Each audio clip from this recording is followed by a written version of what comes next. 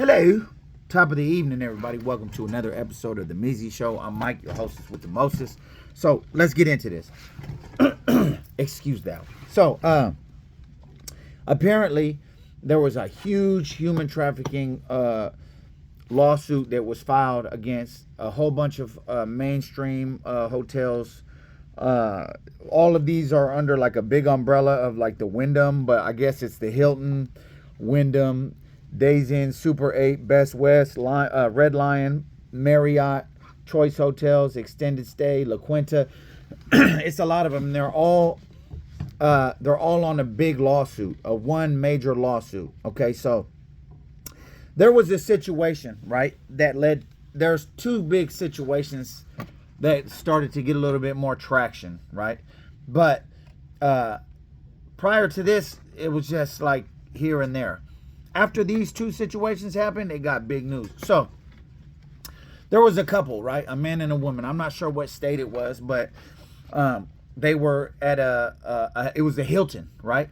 So for some reason, the person like found some sort of like a hidden camera in a fixture. It might have been a screw or something like that.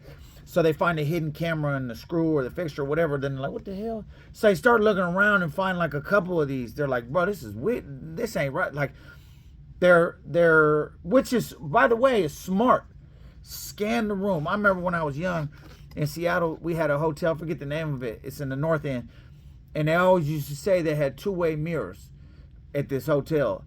And after knowing what I know now, it's not impossible at all. You know what I'm saying? So I don't know. But anyway, so they scanned the room, you know, for cameras. I think they had an app on their phone actually that scans the room for recording devices. And they had found like a couple of them, right? So that was like, what the hell? So that was a big thing. So they didn't really know, like, oh man, hell no. So they started looking around the room.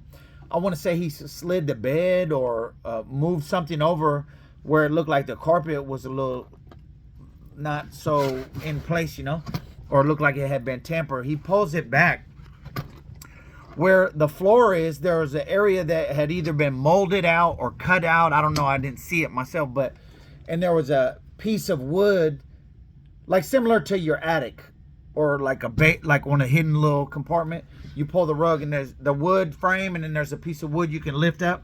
There's a piece of wood like that you can reach in and lift up. Anyway, mind you, this is in the Hilton. This isn't a cheap, sleazy motel. No, this is a big mainstream hotel. So obviously for this to happen, there had to have been some long-term situation, knowledge of this, right? So they lift up the hatch to the floor under the bed or under something. I think it was the bed. They lift up the hatch, and it's a tunnel. So the guy's like, oh, hell no. Are you joking? This is some kind of James Bond stuff. So he goes in the tunnel. And then there was something that connects each one of these rooms from the tunnel, right?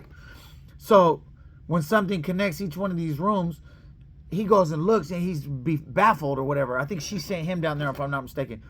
You know what they found? A live child. They found a whole child down there, a kid down in that tunnel. So, of course, the police, everything, it gets called, and you notice it didn't really ring too many bells in the media. Like you heard about 1-2 news clips. It could be Googled, but it's not big, right? So this number one is ridiculous. Like 100% they should have got shut down that night. You have a child in the tunnel, and it was set up, it's orchestrated towards, you know what I'm saying? Like, come on, man, right? So, and there was another situation, right? That was the first one. The other situation was, this is a few months back, or I want to say something like that, because I think he just got sentenced right now in July. So, a few months back, there was a clerk that basically helped to save a woman. It was this Asian lady named Mrs. Tao. It was in the Twin Cities in Minneapolis, and there was a girl that was with a guy, but she was being real quiet, and he was doing more of the talking. So when he had turned his back, she slid the lady a note, right?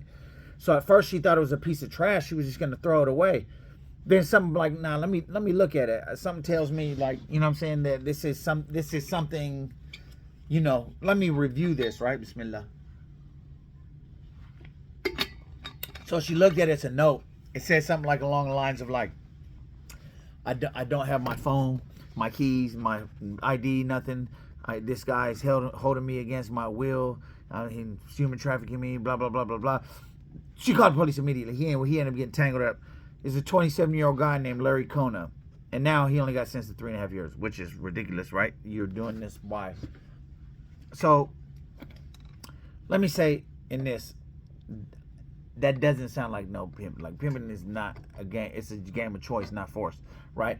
That's not that. So, if you're forcing and you don't give them an option, that's not, you can't be, no, that's not that, bro. You're in the strange, you're sitting at the weird table, bro. You're not, you know what I'm saying?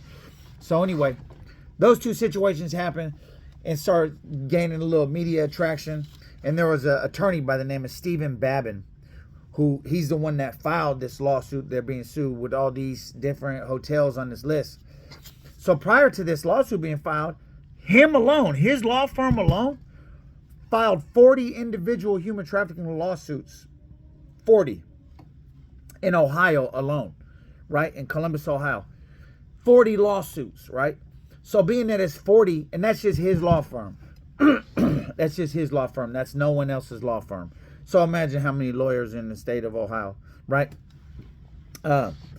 So finally, he did a class action lawsuit, put everybody on it, put all these hotels on it. Now it's big news. His name is Stephen Babin. He's the one that filed this lawsuit, right? So one thing to point out is that this is in Ohio, right? Ohio is the 4th largest state for human trafficking in the United States of America, right?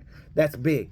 Being that it's not even that big of a state. You get what I'm saying? I don't know why Ohio. Maybe it's like right in the middle. You got Canada above you. You got the Great Lakes. You got what you got down below? What is that, Kentucky? Or no, not Kentucky. Something. It's like in a strange little place. You have a lot of different stuff around you, right? So, yeah, man. So, but with the Clerk situation, Miss Tao, she got, I forget the hotel, but she got some sort of award or something from the law enforcement, and then you didn't hear her after that. And it's also important to point out that 80% of all human trafficking happens in motels and hotels in the USA. 80%. So if there's 100,000 human trafficking victims in the United States or whatever, then yeah. That means 80,000 of them was in a hotel, motel, getting violated, whatever.